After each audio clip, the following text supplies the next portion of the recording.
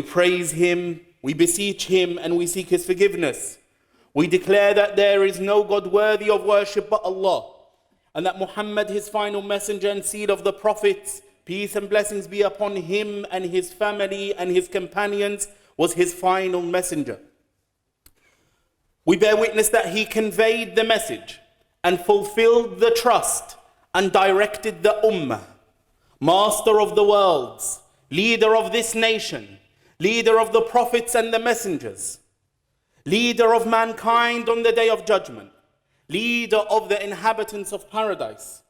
He was for us a complete and perfect example in every aspect of his life, as a husband, as a father, as a friend, as a trader, as a politician, and as a leader. When we hear the word leader, the first position that comes to mind normally is the head of state. But the Messenger sallallahu alaihi wasallam explained to us that there are many different leadership roles. A leader may manage one person, or two, or a group, or a city, or a nation. And thus, the head of state is a leader. The husband is a leader. The wife is a leader. The businessman is a leader. The teacher is a leader. But importantly, they are all responsible and accountable for their flock. As the Messenger sallallahu alayhi wa sallam, he said, أَلَا كُلُّكُمْ رَاعٍ وَكُلُّكُمْ مَسْئُولٌ عَنْ رَعِيَّتِهِ فالأمير الذي على الناس راع عليهم وهو مسؤول عنهم والرجل راع على أهل بيته وهو مسؤول عنهم والمرأة راعية على بيت بعلها وولده وهي مسؤولة عنهم والعبد راع على مال سيده وهو مسؤول عنه فكلكم راع وكلكم مسؤول عن رعيته. He said sallallahu alayhi wa sallam, each of you is a shepherd, and each of you is responsible for his flock. The ruler who is over the people is a shepherd and responsible for them. And a man is a shepherd in charge of the inhabitants of his household and is responsible for them. A woman is a shepherdess in charge of her husband's house and children, and she is responsible for them. And a man's servant is a shepherd in charge of his master's property, and he is responsible for it. So each of you is a shepherd, and each of you is responsible for his flock. Leadership, brothers and sisters, is not a privilege. Service is. The Arab proverb goes, Sayyidul qawmi khadimuhum. The people's master is their servant. The role of a leader is to serve, not to be served. It's not about what you're owed, it's about what you owe others. When you acknowledge people's rights and you meet their needs, then you may ask for your needs. Leadership is not an honor, it is a responsibility. The Rasul sallallahu alayhi wa sallam said, Mas'oolun, each of you is mas'ool. Mas'ool means accountable. Accountable before Allah Ta'ala on the day of judgment, first and foremost. And most worryingly, whether you are in charge of one person or 100 or 1 billion. Umar radiallahu anhu famously said, if a camel or a sheep or a pregnant animal died on the banks of the Euphrates, I would fear that Allah would ask me about it on the day of judgment. Leaders are accountable to their people. Umar ibn al-Khattab stood to address the Sahaba during his Khilafah, his Caliphate. And he said, O people, Isma'u wa ati'u, listen and obey. And then Salman al-Farisi, he said, I will not listen nor will I obey. And so Umar said, why? He said, we were all allotted, or we were all given, assigned one izar. The izar is the lungi, what you wear to cover yourself waist down.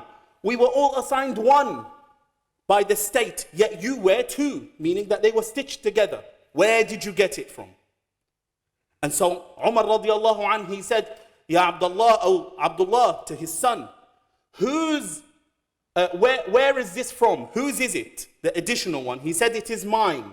I gifted it to my father because he is a tall man who is not covered with one izar.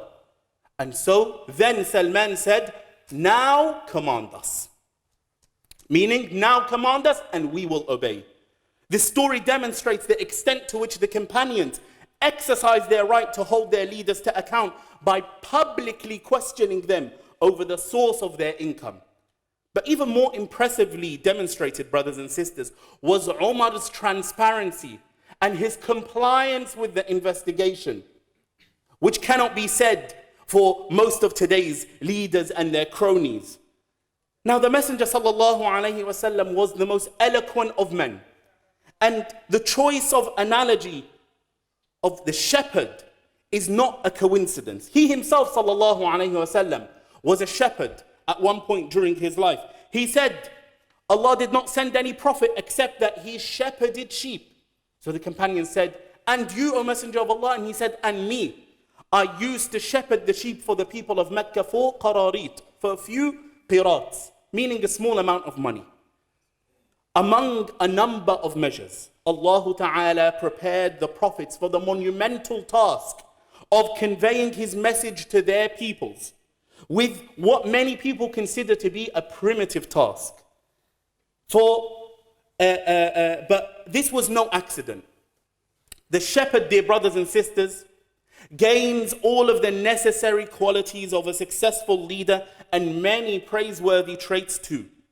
Now, hand in hand with the hadith we mentioned, we will use the Khilafah, the Caliphate of Umar ibn Abdul Aziz, which lasted for about 2 years and 5 months, as an example and a case study for these necessary qualities which must exist within the leader. Now, a shepherd normally doesn't own the flock. The flock is owned by a businessman who is occupied with trade.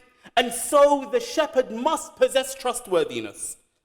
Leaders are also not owners of what they lead in general.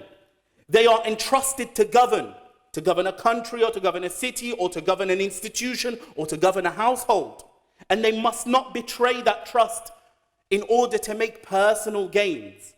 Those who use their positions to make personal gains, to further their own interests and the interests of their families and their friends, must be removed when the people are able to do so.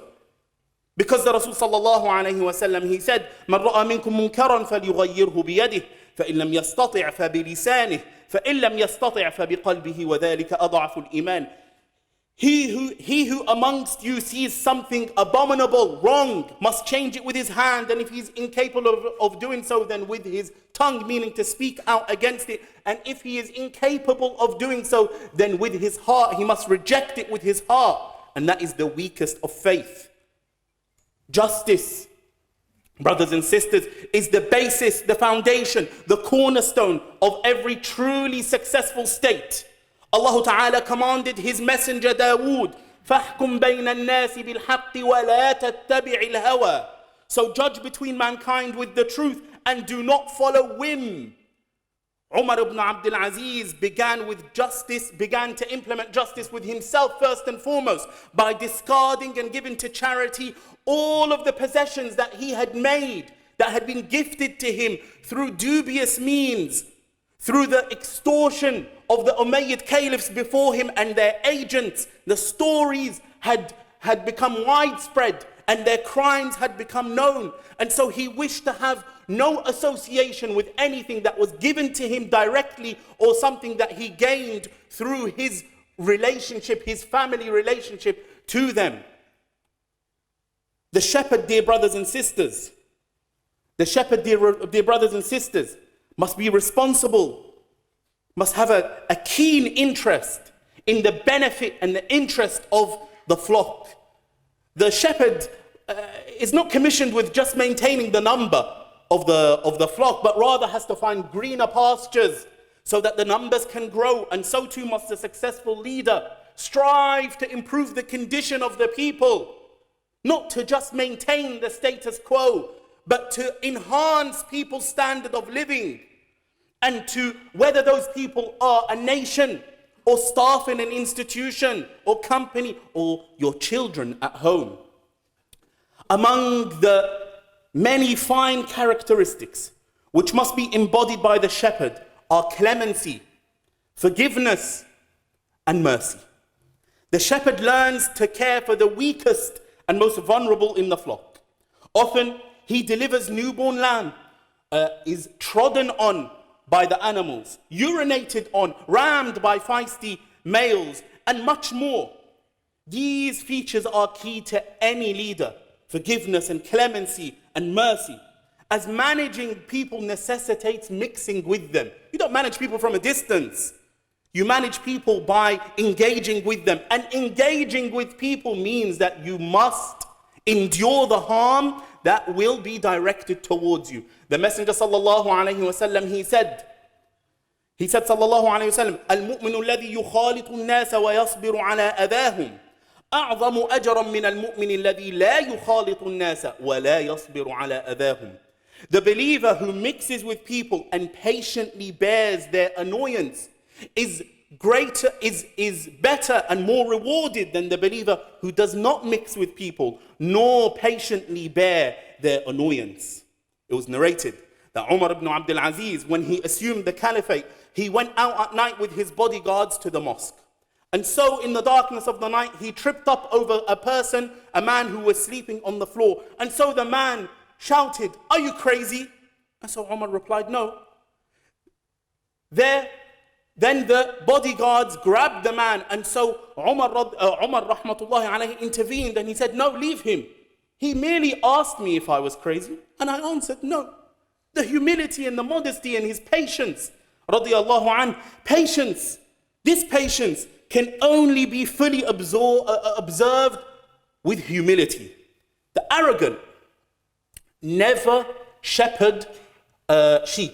They never work with animals. The arrogant do not work with the arrogant will ride the horse, but not look after the horse in the stable and all of the cleaning and the grooming and everything that is needed. No.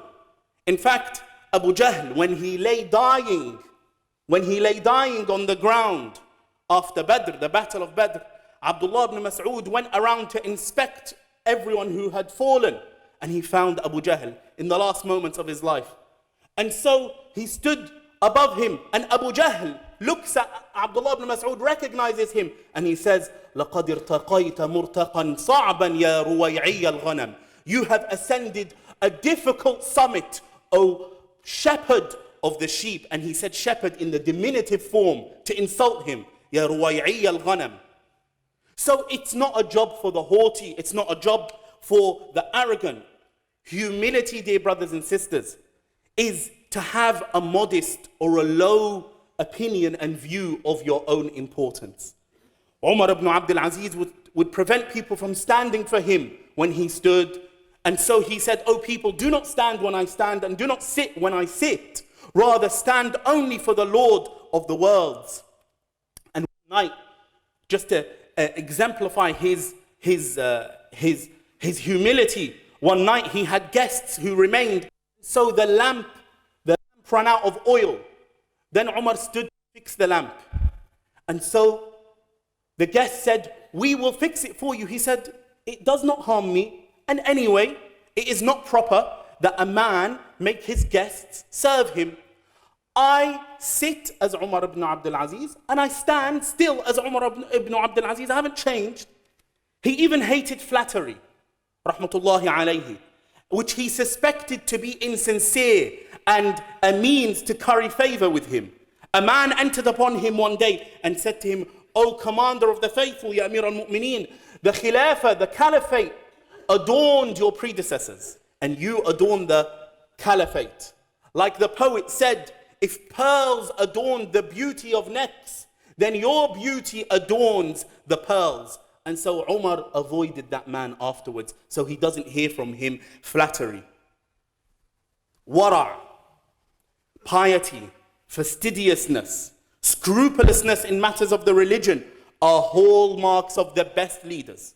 That is to say, they diligently avoid any doubtful matters which may lead to haram. Such doubtful matters include special favors that are done for them, the special discounts that they are given because they're leaders, which may translate into bribes, or they may deprive people of their rightful livelihoods. Umar ibn Abdul Aziz, rahmatullahi alayh, used to love to eat bread and honey. And so one day he asked his family to purchase him some. And so they hastily came back with some honey, which he ate and he enjoyed. And so he asked his wife, "Where did you get it from?" And so she answered him. He said, "Show me the jar." He saw the jar of honey. She said that they had purchased it for 2 dinar. So he said, "Show me the jar." So she brought out the jar for him, and he realized that the honey in there was worth more than 2 dinar, meaning he had been given a special discount. The person who went to get it said, "This is for Amir al-Mu'mineen, do him a solid." So he was given a discount. And so he gave his wife the 2 dinar from his own pocket and put the rest of the honey in the storehouses, the public storehouses, to feed the public. And he said, "You brought harm to the livelihood of the Muslims to satisfy Umar's appetite." Once Umar desired an apple, and so one of his relatives sent a servant with a sweet apple. So Umar smelt it and he said, "Ah, how sweet its smell is. Return it, send him my greetings and say, I have received your gift as you had intended." So Umar's aide and one of his ministers, Amr ibn Muhajir, he said to him, "Oh, Amir al-Mu'mineen, it's just he's your cousin and one of your family members, and it's a gift, and you know the Messenger sallallahu alaihi wasallam would eat from the gift and not consider it charity." He said to him, "Woe to you, O Amr. Indeed, they were intended as gifts for the Messenger sallallahu alaihi wasallam, but for me they are bribes." Taking the person out, showing him a good time for the contract. What is this? What would you have been treated in such a manner had you not given out the contract? No, of course not. He would avoid Umar radiallahu anhu. And we can say radiallahu anhu is a dua, by the way, just in case you think radiallahu anhu is a dua made exclusively for the companions. Umar radiallahu anhu wa rahmatullahi alayhi, he would always avoid personally benefiting and gaining due to his position. He would use the lamp in his office would be fueled with oil purchased with public funds, and he would use it when attending to state matters. Then he would use his privately owned lamp when tending to private matters. And no example of Umar's piety, his wara', is more extreme than him preventing himself from smelling musk that had been purchased with public funds. He held his nose and his aide said to him, "Oh Amir al-Mu'mineen, it's just a smell." And he said, "It has no purpose except to give off a fragrance, so I won't benefit from it." Dear brothers and sisters, the exemplary leader, like Umar ibn Abdul Aziz, must hold themselves to a higher standard because they set an example to the people. Those who lead, they set the tone of people's discourse, direct public opinion, dictate through their actions and not through their words what rules and regulations must be adhered to. They set the mold and people shape themselves in accordance to it. Their personalities and policies make an impression on the public, their tendencies, mentalities and aspirations.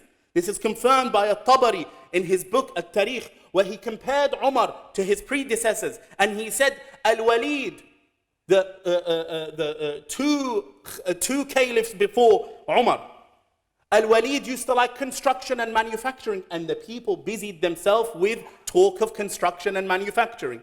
Then Sulaiman used to like food and women, and so the people busied themselves with talking about women and marriage. Then Umar assumed the khilafah. And then the person would ask his friend, "What are you doing tonight? How much of the Quran have you memorized? When will you complete your hifz? How much of this month have you fasted?" Regardless of who you lead, you must be an example. Announcing that tax avoidance is immoral while your personal fortune was only made through tax avoidance, yes, is hypocrisy. And so the people will say, "They're all dodgy, so why shouldn't I be?" Telling your children not to smoke, not to lie, not to cheat, not to steal, while not setting the example for them. means that no matter how much you feed them, clothe them, shelter them, educate them, you will fail as a leader. Now, all of these qualities we have mentioned, and there are more, many more, which a khutbah is not sufficient to mention and to list, such as sincerity, such as resoluteness, such as discipline and sacrifice. Yes, Allah Ta'ala ahkamul hakimin, the wisest of the wise, He summarized them for us in 2 qualities, telling us of the story of when Shu'aib's daughter asked her father to hire Musa to work for them. She said, or Allah tells us that she said, قالت يا أبت استأجره إن خير من استأجرت القوي الأمين. She said, my father, hire him. Indeed, the best one you can hire is the one who is strong and trustworthy. Strength is capability, competence, adeptness, the ability to administer the task with expertise. And trustworthiness is what stops you from cheating when people can't see, when you are alone. And therefore, these 2 conditions must exist in the leader, regardless of their position and how many people they govern or they manage. We ask Allah subhanahu wa ta'ala to have mercy on those who rose to the occasion like Umar ibn Abdul Aziz, and to forgive those who have put themselves forward to carry burdens they cannot bear. أقول قولي هذا وأستغفر الله لي ولكم فاستغفروه إنه هو الغفور الرحيم.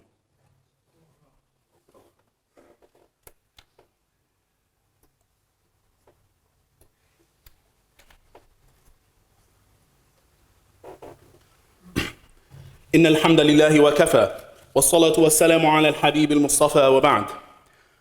My dear respected brothers and sisters, we are warned against pursuing leadership and being eager for it. And this applies to those who seek to assume a position of authority while they are not qualified for it. The Messenger sallallahu alayhi wa sallam, he said, إِنَّكُمْ سَتَحْرِصُونَ عَلَى الْإِمَارَةِ وَسَتَكُونُ نَدَامَةً يَوْمَ الْقِيَامَةِ فَنِعْمَ الْمُرْضِعَةُ وَبِئْسَةِ الْفَاطِمَةِ. He said, you will eagerly seek out positions of authority, but it will be a source of regret on the day of resurrection. How excellent is the wet nurse, and how evil is the weaning one. This hadith highlights the significance of the positions of authority and their numerous responsibilities and consequences in the hereafter. Leadership was likened by the Messenger sallallahu alaihi wasallam to a wet nurse, given the financial benefits, good standing and influence it brings about. At the beginning, leadership is attractive to everyone. And so the leader is like a baby being fed by his position. But it was also likened by the Messenger sallallahu alaihi wasallam to the one who weans because of the responsibilities, and how the end, when a child is weaned, it's a painful experience. And so how the end of this experience is a painful one, either by being deposed, overthrown, or assassinated in this world, yes, and then inevitably the consequences and the sorrow and the regret on the day of judgment. The Messenger sallallahu alayhi wasallam, he said to the companion Abdurrahman ibn Samurah, he said to him, "O Abdurrahman ibn Samurah, do not seek authority. Don't look for leadership. Don't seek it out for yourself. Because if you do, if you're granted authority or power after you have sought it and asked for it, yes, وُكِّلْتَ إِلَيْهَا, meaning that you will be commissioned for it. You'll be left to your own wit and your own intelligence, and you will not receive support from Allah. وَإِنْ أُعْطِيتَهَا عَنْ غَيْرِ مَسْأَلَةٍ أُعِنْتَ عَلَيْهَا. But if you are granted it without asking for it, you will be helped in it by Allah Ta'ala. The one who, despite knowing the dangers of leadership, still boldly seeks it, most likely pursues personal gains rather than public gains. And that person, as the Messenger sallallahu alaihi wasallam told us, will receive no aid or support or guidance from Allah subhanahu wa ta'ala. And such people must never be nominated, must never be selected, must never be appointed over any position The Messenger sallallahu alayhi wasallam, he said, لن أو لا نستعمل على عملنا من أراده. We never, or we do not, appoint for our affairs anyone who seeks it. By contrast, if a position of authority is assigned to a qualified person without them seeking it, and they undertake it in a proper and just manner, then they will be helped in doing their job. We all know that Yusuf alayhi salam asked the Aziz, he asked the king of Egypt, to be appointed over the storehouses of the land, to be the head of the treasury, a huge role, a huge position. Now, there is no conflict between the prophetic guidance and Yusuf's request to be appointed. Allah Ta'ala, he tells us, قَالَ جَعَلْنِي عَلَى خَزَائِنِ الْأَرْضِ إِنِّي حَفِيظٌ عَلِيمٌ. He said, put me in charge of the storehouses of the land. I am indeed a knowledgeable, constant preserver. Asking for authority and leadership is blameworthy when one knows that there are others more capable who are trustworthy, fit for the job, and have no deficiency. But when those people do not exist, and a person knows with certainty that they are the best for this position and the most qualified, then it is imperative upon them to nominate themselves and put themselves forward. And so Yusuf alayhi salam sought leadership knowing that he and only he will govern with justice, that he and only he will equitably distribute the state resources, deliver to the poor their needs, and achieve the public interests.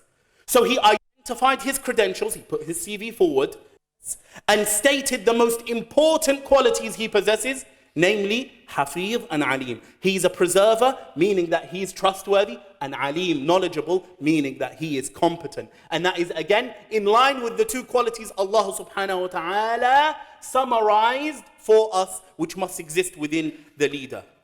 The only motivation, my dear respected brothers and sisters, for seeking leadership is to exalt Allah subhanahu wa ta'ala, and to serve his deen, and to serve his creation, and to fulfill the role for which we were placed on earth, specifically istikhlaf, vicegerency and stewardship. Prophet Dawood alayhi salam, whom we referred to earlier, was commissioned by Allah for this job.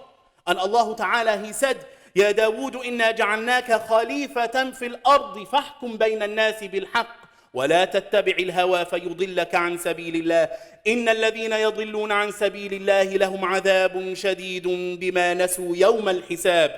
O David, we have appointed you as a viceroy in the land.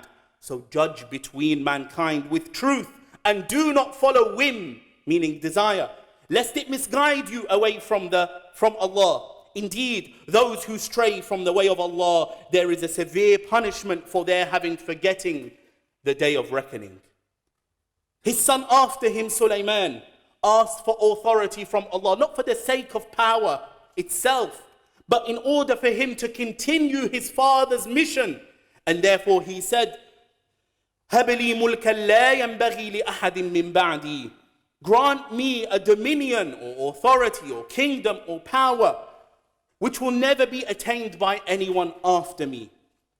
Thus, when you know that there is nobody more capable of administering a certain position of leadership, nobody more capable than you, then and only then must you put yourself forward, but for the interest of the public, the interest of the group, the interest of the majority, and not your own private interest. We ask Allah subhanahu wa ta'ala, by his beautiful names and lofty attributes, and by his supreme name, which if beseeched with, he responds, and if pleaded with, he gives, to appoint over us the best of us, and to remove from us the worst of us, and to endow us with the strength and trustworthiness required in order for us to undertake our duties properly and fairly. أقول هذا وصلوا وسلموا على خير الأنام فإن الله أمركم بأمر بدأ به بنفسه وثنى بملائكته قدسه ثم بكم أيها المؤمنون فقال جل من قائل إن الله وملائكته يصلون على النبي يا أيها الذين آمنوا صلوا عليه وسلموا تسليما اللهم صل على محمد وعلى آل محمد كما صليت على إبراهيم وعلى آل إبراهيم وبارك على محمد وعلى آل محمد كما باركت على إبراهيم وعلى آل إبراهيم إنك حميد مجيد اللهم أعز الإسلام والمسلمين وأذل الشرك والمشركين وأعل بفضلك كلمتي الحق والدين اللهم أرنا الحق حقا وارزقنا اتباعه وأرنا الباطل باطلا وارزقنا اجتنابه عباد الله رحمكم الله إن الله يأمر بالعدل والإحسان وإيتاء ذي القربى وينهى عن الفحشاء والمنكر والبغي يعظكم لعلكم تذكرون وأقم الصلاة